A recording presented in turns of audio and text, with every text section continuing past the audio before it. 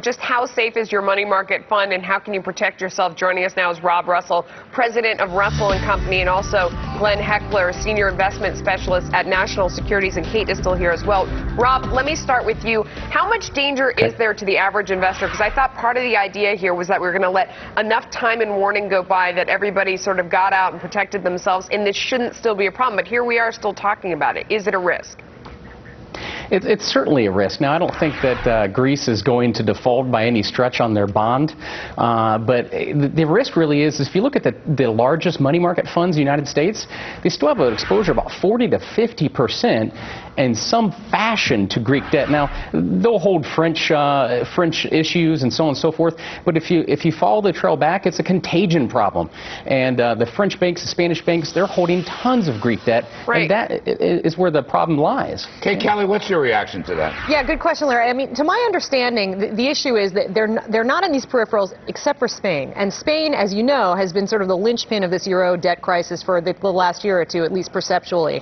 I mean, they've got a ton of real estate debt, a ton of overdevelopment, and they seem to be relatively safe for now. But, you know, if those banks start to struggle, Santander, BBVA, and the contagion spreads to them, that's the first major name that these money market funds might be exposed to that they're going to be really worried about. Portugal, Ireland, Greece, they've kind of written off.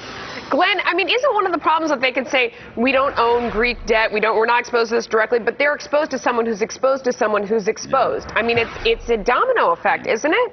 You're 100% correct. The fact is, I think, though, a lot of the countries, as Kelly just said, has taken a lot of appropriate measures to protect themselves.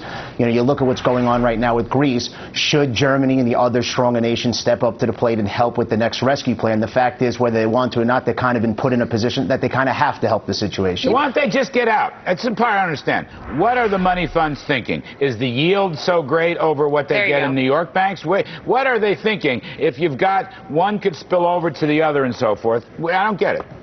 Well, you know, they're stretching for yield here.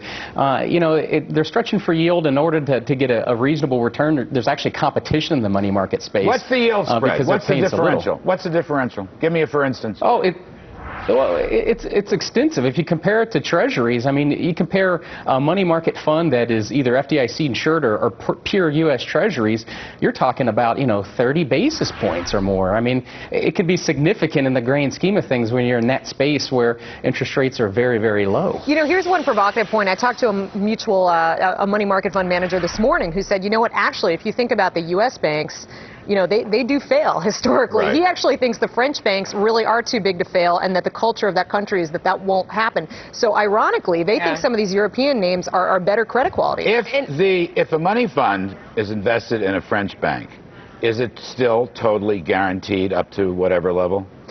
Well, I don't know what the French regulations are, but this guy was just saying... American money fund. Is the American fund guaranteed? No, the SEC backstop, or the U.S. government backstop is no longer there. Right. That has actually expired.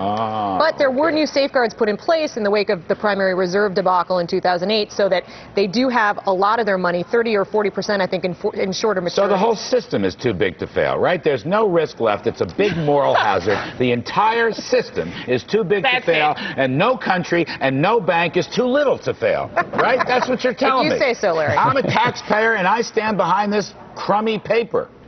Well, arguably, yes. That's what I wanted to hear. Guys, thank you so much for joining us. Kate, thank you. Thank you.